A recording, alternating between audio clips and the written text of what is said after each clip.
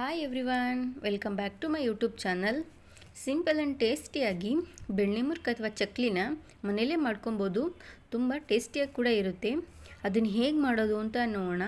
ಮೊದಲಿಗೆ ನಾನು ಇಲ್ಲಿ 1 ಕಪ್ನಷ್ಟು ಹುರ್ಗಡ್ಲೆ, 1 ಕಪ್ನಷ್ಟು ಉದ್ದಿನಬೇಳೆನ ತಗೊಂಡಿದ್ದೀನಿ. ಎರಡನ್ನೂ ಸ್ವಲ್ಪ ಡ್ರೈ ರೋಸ್ಟ್ ಮಾಡಿಕೊಂಡು ಒಂದು ಮಿಕ್ಸಿ ಜಾರಿಗೆ ಹಾಕಿ ನುಣ್ಣಗೆ ರುಬ್ಕೊಬೇಕು. ತರ್ತರಿಯಾಗೆಲ್ಲ ರುಬ್ಕೊಬಾರ್ದು, ತುಂಬ ನುಣ್ಣಗೆ ಇದನ್ನು ರುಬ್ಕೊಬೇಕು.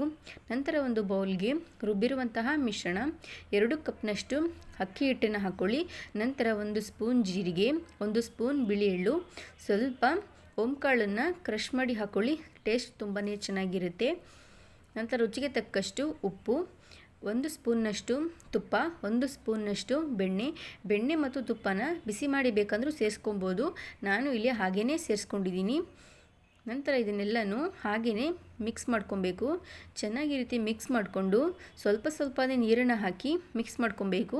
ಕೆಲವೊಂದು ಅಕ್ಕಿ ಹಿಟ್ಟು ತುಂಬಾ ನೀರು ಕುಡಿಯುತ್ತೆ, ಹಾಗಾಗಿ ಇದನ್ನು ನೋಡಿಕೊಂಡು ನೀರನ್ನು ಸೇರಿಸ್ಕೊಂಡು ಕಲಿಸ್ಕೊಬೇಕು.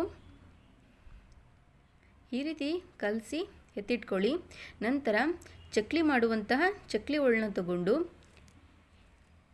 ಅದಕ್ಕೆ ಅಕ್ಕಿ ಹಿಟ್ಟನ್ನು ಹಾಕಿ ಚಕ್ಲಿನ ಒತ್ಕೊಳ್ಳಿ. ನೋಡಿ, ಈ ರೀತಿ ನೀವು ಎಷ್ಟು ದೊಡ್ಡದಾಗಿ ಬೇಕಾದರೂ ಒತ್ಕೊಬೋದು. ತುಂಬಾ ಚೆನ್ನಾಗಿ ಬಂದಿರುತ್ತೆ. ಒಂದು ಚೂರು ಎಲ್ಲೂ ಕಿತ್ತೋಗ್ತಿರಲಿಲ್ಲ, ಕಟ್ಟಾಗ್ತಾ ಇರಲಿಲ್ಲ. ತುಂಬಾ ಚೆನ್ನಾಗಿ ಬಂದಿತ್ತು. ನಿಮಗೆ ಈ ರೀತಿ ಇಷ್ಟ ಇಲ್ಲ ಅಂತಂದರೆ ಬೆಣ್ಣೆ ಮುರುಕ್ ಥರ ಬೇಕಂದರೆ ಡೈರೆಕ್ಟಾಗಿ ಎಣ್ಣೆಲೇ ಬೇಕಂದ್ರೆ ಇದನ್ನು ಬಿಟ್ಕೊಬೋದು. ತುಂಬಾ ಚೆನ್ನಾಗಿ ಬರುತ್ತೆ. ನಾವು ಅಂಗಡಿಗಳೆಲ್ಲ ತರ್ತೀವಲ್ಲ, ಸೇಮ್ ಅದೇ ರೀತಿ ಇರುತ್ತೆ. ಟೇಸ್ಟು ಕೂಡ ತುಂಬಾ ಚೆನ್ನಾಗಿರುತ್ತೆ. ಈ ರೀತಿ ಎಣ್ಣೆಲೇ ಬಿಟ್ಕೊಂಡು ಅದನ್ನು ಚೆನ್ನಾಗಿ ಬೇಯಿಸ್ಕೊಳ್ಳಿ. ಇದು ನೀವು ಎಷ್ಟು ಬೇಯಿಸಿದ್ರೂ ಕಲರ್ ಚೇಂಜ್ ಆಗೋಲ್ಲ, ವೈಟಿಗೆ ಇರುತ್ತೆ ಮತ್ತು ಕ್ರಿಸ್ಪಿಯಾಗಿ ಕೂಡ ಬರುತ್ತೆ.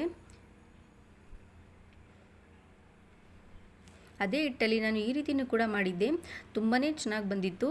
ಎಲ್ಲೂ ಕಟ್ಟಾಗ್ತಾ ಇರಲಿಲ್ಲ. ತುಂಬಾ ಚೆನ್ನಾಗಿ ಬರ್ತಾಯಿತ್ತು. ಕೆಲವೊಂದು ಸಲ ಕರೆಕ್ಟಾಗಿಲ್ಲ ಅಂತಂದರೆ ಕೆಲವೊಮ್ಮೆ ಚಕ್ಲಿ ಕಟ್ಟಾಗಿಬಿಡುತ್ತೆ. ನೋಡಿಕೊಂಡು ಮಾಡಬೇಕು. ಎಲ್ಲ ಒಂದೇ ಕರೆಕ್ಟಾಗಿ ಮಾಡಿದ್ರೆ ತುಂಬಾ ಚೆನ್ನಾಗಿ ಬರುತ್ತೆ. ನೀಟಾಗೆಲ್ಲನೂ ಬೇಯಿಸ್ಕೊಂಡು ಈ ರೀತಿ ಮುರಿದು ಎತ್ತಿಟ್ಕೊಳ್ಳಿ. ತುಂಬಾ ಚೆನ್ನಾಗಿರುತ್ತೆ. ನಂತರ ಸ್ವಲ್ಪ ಇದಕ್ಕೆ ಕರಿಬೇವಿನ ಸೊಪ್ಪನ್ನು ಹಾಕಿ ಚಟಪಟ ಅನಿಸಿ ಇದ್ರ ಮೇಲೆ ಹಾಕ್ಕೊಳ್ಳಿ. ತುಂಬಾ ಚೆನ್ನಾಗಿರುತ್ತೆ ಫ್ಲೇವರ್. ನೋಡಿ, ಈಗ ಸಿಂಪಲ್ ಆ್ಯಂಡ್ ಟೇಸ್ಟಿಯಾಗಿ ಮತ್ತು ಕ್ರಿಸ್ಪಿಯಾಗಿರುವಂತಹ ಬೆಣ್ಣೆ ಮುರ್ಕ್ ಅಥವಾ ಚಕ್ಲಿ ರೆಡಿಯಾಗಿದೆ. ತುಂಬಾ ಟೇಸ್ಟಿಯಾಗಿ ಕೂಡ ಬಂದಿತ್ತು. ನೀವು ಒಮ್ಮೆ ಟ್ರೈ ಮಾಡಿ. ಅದರಲ್ಲೇ ನಾನು ಈ ರೀತಿ ಚಕ್ಲಿನೂ ಕೂಡ ಮಾಡಿದ್ದೆ. ತುಂಬ ಚೆನ್ನಾಗಿ ಬಂದಿತ್ತು. ನೀವು ಎಷ್ಟು ದೊಡ್ಡದಾಗಿ ಒತ್ತಿದ್ರೂ ಕಿತ್ತೋಗ್ತಾ ಇರಲಿಲ್ಲ, ಕಟ್ಟಾಗೋದು ಏನೂ ಆಗ್ತಾ ಇರಲಿಲ್ಲ. ತುಂಬಾ ಚೆನ್ನಾಗಿ ಬಂದಿತ್ತು. ಈ ರೀತಿ ಕೋಡ್ಬಳೆನೂ ಕೂಡ ಮಾಡಿದ್ದೆ. ಈಗ ಮಕ್ಕಳಿಗೆಲ್ಲ ಒಂದೇ ರೀತಿ ಕೊಟ್ಟರೆ ತುಂಬ ಬೇಜಾರಾಗುತ್ತಲ್ವ. ಈ ರೀತಿ ಮಾಡಿಟ್ಕೊಂಡು ಅವ್ರು ಕೇಳಿದಾಗ ಕೊಟ್ಟರೆ ತುಂಬಾ ಖುಷಿಪಟ್ಟು ತಿಂತಾರೆ. ನಿಮ್ಮಿಷ್ಟವಾದಂತಹ ಟೀ ಕಾಫಿ ಜೊತೆ ಇದನ್ನು ತಿನ್ನಿ. ತುಂಬಾ ಚೆನ್ನಾಗಿರುತ್ತೆ. ಈ ವಿಡಿಯೋ ನಿಮಗೆ ಇಷ್ಟ ಆದರೆ ಪ್ಲೀಸ್ ಒಂದು ಲೈಕ್ ಮಾಡಿ, ಸಬ್ಸ್ಕ್ರೈಬ್ ಮಾಡಿ. Thank you.